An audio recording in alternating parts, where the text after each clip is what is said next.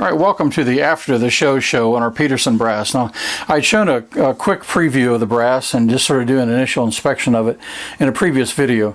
But here I went ahead now, I really wanted to get to where it's once fired, and then we can do all the normal brass prep I do for this rifle for F-class shooting. And so we're doing anything from annealing to neck turning to trimming to chamfering. We may even check grams, case capacity in grams of water. We'll see. We may check all these things.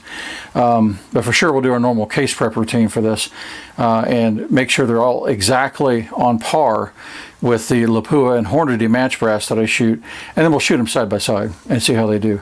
The big difference there will be all those other brasses I mentioned, the Hornady and Lapua, will be large rifle, and these are small rifle primers. So, like that first video, I showed some indications of cratering. Primer cratering. Now the edges are all rounded. There's no marks or ejector or extractor marks, anything like that in this brass, with the exception of one here.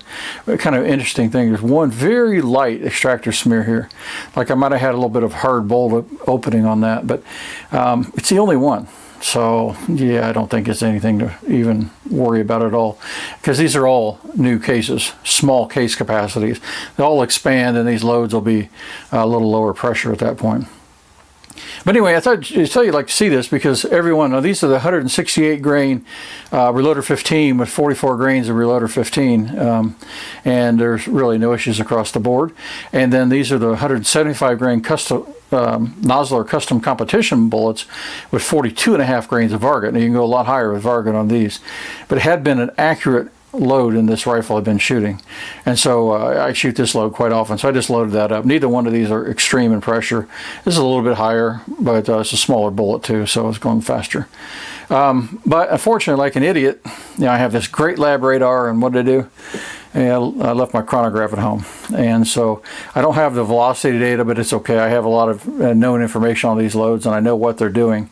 But when we fire them next time, when everything's prepped and it's once fired brass, we'll get some really good data that way, and just see how we're doing with this combination, this brass, powder, primer, etc. But I'll probably move on to military primers or heavy magnum primers because of this cratering. I just think this is not a good thing, obviously, and so we'll shoot CCI 41s and maybe some CCI 450 magnums in it, and then I have some Wolf magnum small rifle primers to also shoot in this, and see if we can cut down that cratering a little bit. None of them pierced, okay, but that is really heavy cratering on all of them. So anyway, I thought you might like to see this. Let's take a look at a little bit of range video, and then we'll check out our targets.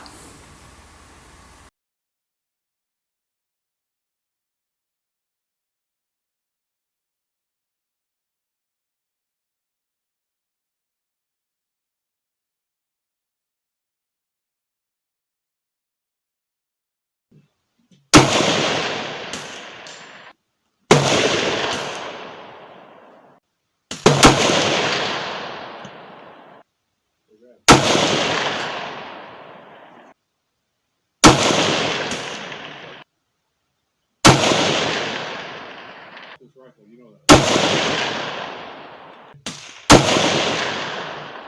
You're way over the top. Probably.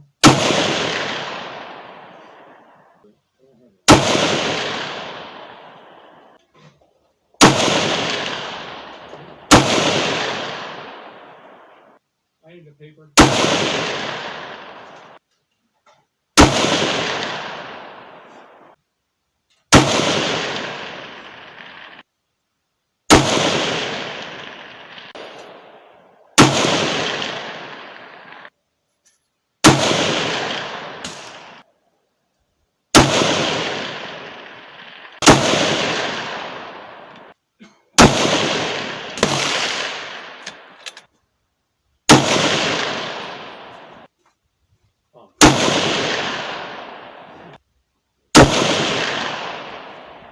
Wild Bill Hickok.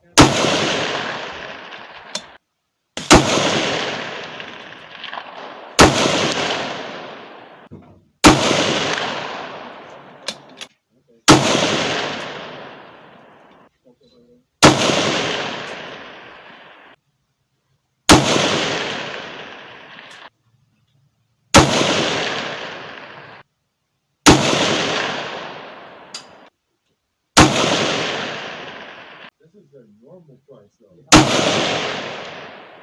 Varget 303. Use the plant for 75. Yeah, this is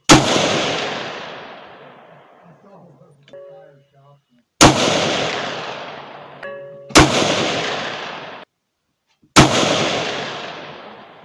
You're a pro or something.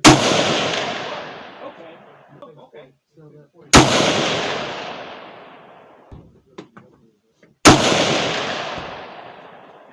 200 yards a second. Use the dot. Oh, this is kind of a narrow.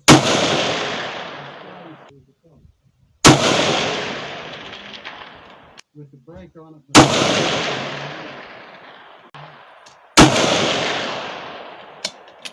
Side without it.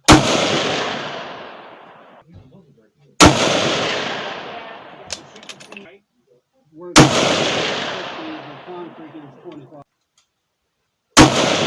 All right, here's our first target, the Nosler 175 grain custom competition with our new Peterson brass, and then this is the 42.5 grains of Varget. Now, you can see up here we start off, I'll show these stats after we get done looking at these targets here, but a 0.81 MOA. So that's, that's okay. The gun had been clean, and, I have no idea how this load's going to shoot in this brass, like I said, because it was for well-developed, several times fired Lapua brass before. So, I don't know. And it's also me settling into a 308. I just shot 5.56 and 6.5 Grendel, now shooting a 308, and I'm sure a little bit of me, until I get settled in, anticipating the recoil. I think everybody fights that a little bit, but I definitely was, and I settled down in after a while and felt pretty good about it. So this was 0.81. We backed that up here by shooting 0.87. Now, had 2 here and 3 here. So, trying to group a little bit, but you can look here now, this is trying to group a little bit more, but the group size doesn't really show it because it opened up. There's 4 right here and then pulled 1 to the right, and so that's a 1.027 MOA. So again, not terrible, but this gun can do so much better. It's just, like I say, some of it's the new brass and blah, blah, blah, but a lot of this is the jerk behind the trigger for sure, and I'll show you why. So here now we start to do a little bit better, okay? So we got 3 right here and then 2 high. Well, that's a better group. That's a 0.7 MOA group. So better, but still probably a lot of user error in this thing. And then down here now we get to 0.544. And you say, hey, that's really good. Yeah, that's still nowhere what this gun will do. Okay, so now we get to this one. Now this one's a lot closer to what this gun will do, and I've gotten a little bit lower with the rifle so far, but this is a pretty good group, 0.393 MOA. So this is literally, people say, hey, the one ragged hole, that's what this is. But what you see though is there's actually 1, 2, 3 here, and then 2 up here. It's kind of the same trend. 1, 2, 3, 2 up here. 1, 2, 3, 2 up here. So it's probably, this jerk behind the trigger problem, and I think I can do better than that. But anyway, at that point, I'm out of the 175s that I loaded up. So this is definitely, this is a really good bullet. I shoot Sierra Match Kings in this normally, but I've been finding the Nosler custom competitions are really good. And normally I weight sort them. Here I did not weight sort anything. I just took them straight out of the box and shot them. But the weight sorting so far, I've got this bullet down to 0.37.